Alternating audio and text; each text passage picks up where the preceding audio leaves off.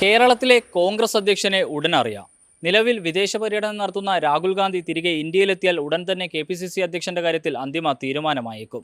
നിലവിലെ മന്ത്രിസഭയിലേക്ക് ഇപ്പോഴത്തെ KPCC അധ്യക്ഷൻ സണ്ണി ജോസഫ് എത്തിയതോടെയാണ് മുഴുവൻ സമയ KPCC പ്രസിഡന്റിന്റെ അഭാവം കോൺഗ്രസിനെ വലയ്ക്കുവാൻ തുടങ്ങിയത്.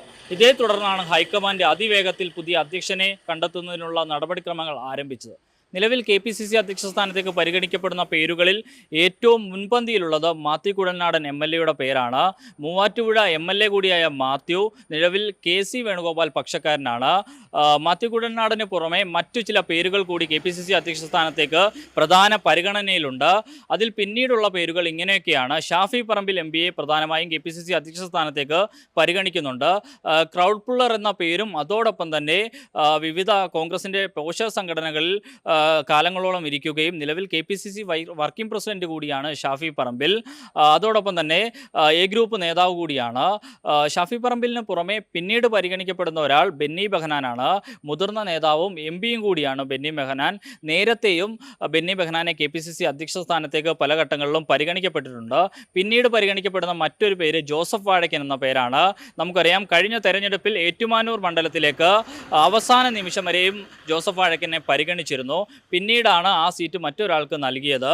മാത്രവുമല്ല, ഇപ്പോൾ KPCC അധ്യക്ഷ സ്ഥാനത്തേക്ക് പരിഗണിക്കപ്പെടുന്ന പേരുകളിൽ ജനപ്രതിനിധി അല്ലാത്ത ഏക പേരും ജോസഫ് വാഴക്കൻ്റേത് മാത്രമാണ്. അതേസമയം കൊടിക്കുന്നിൽ സുരേഷിനെ KPCC അധ്യക്ഷ സ്ഥാനത്തേക്ക് സജീവമായി പരിഗണിക്കുന്നുണ്ട്. മുഖ്യമന്ത്രി VD സതീശൻ അനുകൂലിക്കുന്നത് KPCC പ്രസിഡന്റ് സ്ഥാനത്തേക്ക് കൊടിക്കുന്നിൽ സുരേഷിനെ ആണ് എന്ന നിലയിലുള്ള വിവരങ്ങളും ഈ ഘട്ടത്തിൽ പുറത്തു വരുന്നുണ്ട്. ഈ പേരുകൾക്ക് പുറമെ രാജ്മോഹൻ ഉണ്ണിത്താനെ പോലെയുള്ള മറ്റ് ചില പേരുകളും KPCC അധ്യക്ഷ സ്ഥാനത്തേക്ക് ഉയർന്നു വരുന്നുണ്ട്. ഏതായാലും ഈ ഘട്ടത്തിൽ KPCC അധ്യക്ഷ സ്ഥാനത്തേക്ക് ഏറ്റവും അധികം സാധ്യത കൽപ്പിക്കപ്പെടുന്ന രണ്ടു പേരുകൾ മാത്യു കുഴൽനാടൻ്റെയും ഷാഫി പറമ്പിലിൻ്റെയും തന്നെയാണ്. കാരണം മാത്യു കുഴൽനാടൻ്റെ ജനങ്ങൾക്കിടയിലുള്ള സ്വീകാര്യതയും അതോടൊപ്പം തന്നെ വിഷയങ്ങൾ പഠിച്ചവതരിപ്പിക്കുന്നതിനുള്ള കാര്യശേഷിയും മറ്റും മാത്യു തന്നെ KPCC അധ്യക്ഷ സ്ഥാനത്തേക്ക് ഉയർന്നു വരണമെന്ന് പറയുന്നവരെ സംബന്ധിച്ചൊരു സ്വാധീന ഘടകം തന്നെയാണ്. അതോടൊപ്പം KC വേണുഗോപാലുമായിട്ടുള്ള അടുത്ത ബന്ധവും മാത്യു കുഴൽനാടന് കൂടുതൽ സാധ്യതകൾ കൽപ്പിക്കപ്പെടുന്നുണ്ട്.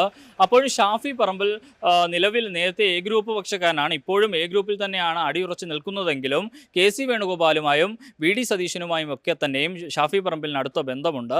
ആ നിലയിൽ കുറേയും കൂടി ക്രൗഡ് പുള്ളറായ ഒരാൾ KPCCയുടെ അധ്യക്ഷ സ്ഥാനത്തേക്ക് വന്നാൽ അത് പാർട്ടിക്ക് ഗുണം ചെയ്യുന്ന നിലയിലുള്ള വിലയിരുത്തലുകളും വരുന്നുണ്ട്.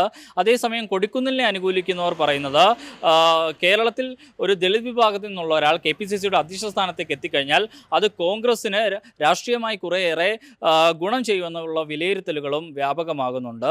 അപ്പോഴും ബെന്നി ബെഹനാനെ പോലെയുള്ള ആളുകളെയും മുതിർന്ന ആളുകളെയും പാർട്ടിയുടെ നേതൃസ്ഥാനത്തേക്ക് എത്തിക്കണമെന്ന അഭിപ്രായവും പങ്കുവെക്കുന്നവരുണ്ട്.